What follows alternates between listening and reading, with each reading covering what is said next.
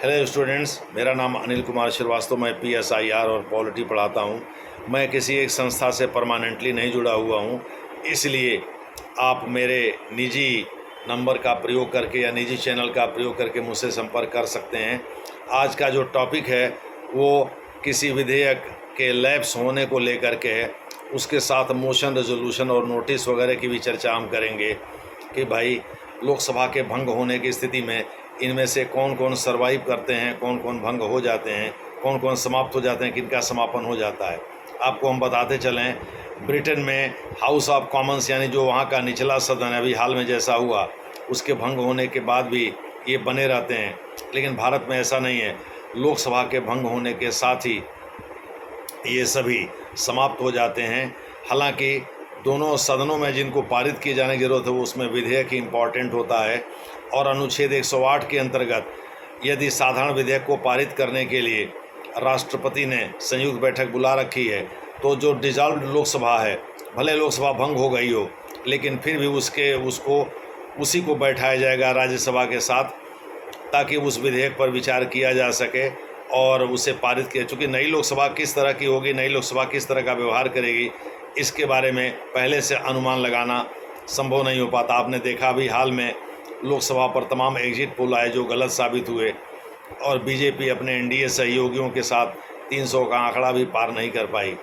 खैर, जो भी है, तो इस प्रकार से केवल साधारण विधेयक को पारित करने के लिए संयुक्त बैठक बुलाई जा सकती है।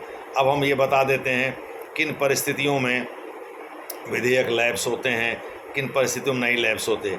अगर लोकसभा में किसी विधेयक का जन्म हुआ है और लोकसभा में विचाराधीन है तो ये सभी के सभी लोकसभा के भंग होने की स्थिति में भंग हो जाएंगे। अगर लोकसभा ने पारित भी कर दिया है और राज्यसभा को भेज दिया और राज्यसभा के अंतर्गत वो विचाराधीन है, राज्यसभा ने पारित नहीं किया है, तो भी ये भंग हो जाएगा। लेकिन वही उल्टा, अगर राज्यसभा ने पारित करके लोकसभा के विचार के लिए भेजा है तो लोकसभा के भंग होने की स्थिति में यह विधेयक कतई भंग नहीं होगा। यहाँ तक कि दोनों सदनों ने यदि पारित करके राष्ट्रपति के पास भेज दिया है उनकी सहमति के लिए, भले ही राष्ट्रपति ने अपनी सहमति दिया हो या ना दिया हो, लेकिन उनके पास पहुँच गया हो, तब भी यह भंग नहीं होगा।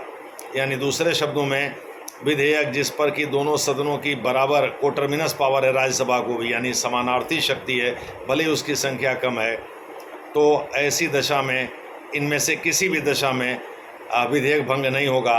अगर राज्यसभा ने पारित करके लोकसभा के पास भेजा है या दोनों सदनों ने पारित करके राष्ट्रपति के विचार के लिए उसको भेज दिया है, भले ही राष्ट्रपति ने उस पर अपना एसेंट यानी अपनी सहमति दिया हो या न दिया हो, ये दूसरी बात है।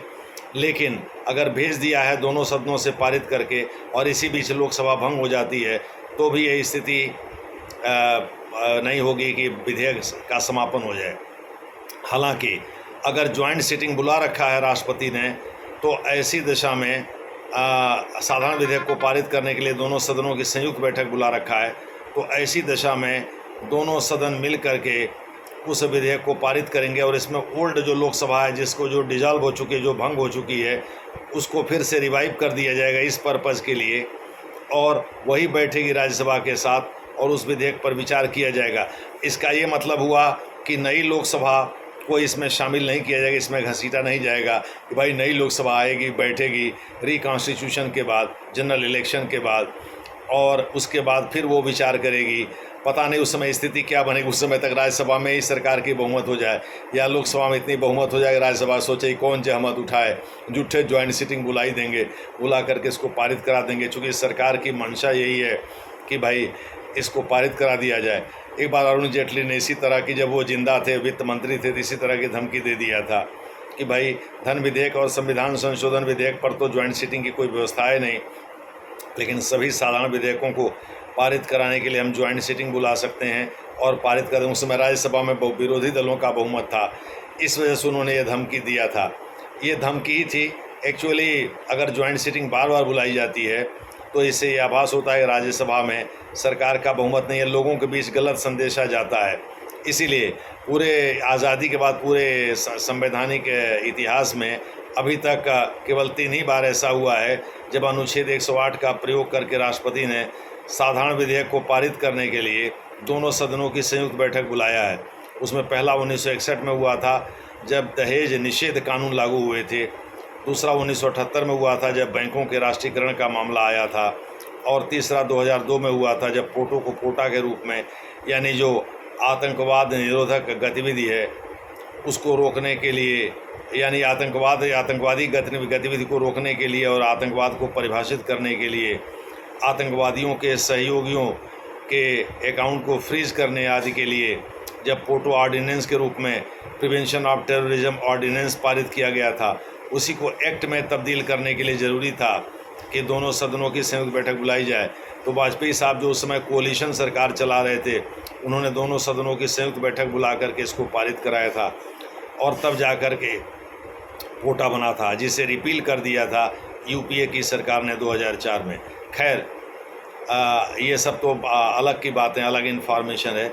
जहाँ तक सवाल किसी विधेयक के लैप्स होने का है, वो मैंने डिस्कस किया। चूँकि मोशन और रेजोल्यूशन या नोटिस सेपरेटली हर सदन में अलग अलग आते हैं, इसलिए उसमें संयुक्त रूप से बैठक बुलाने की कोई व्यवस्था नहीं है। विधेयक को ही पारित करने के लिए साधारण विधेयक को पारित करने के लिए संयुक्त बैठक बुलाने की व्यवस्था है। और इस दिशा में पुरानी जो लोकसभा है वही बैठती है, नई लोकसभा नहीं बैठती। उसके पीछे का लॉजिक भी मैंने बताया। इन्हीं शब्दों के साथ मुझे उम्मीद है आपने काफ़ी चीज़ें सीख लिया होगा। इन्हीं शब्दों के साथ मैं अपना लेक्चर समाप्त करता हूँ।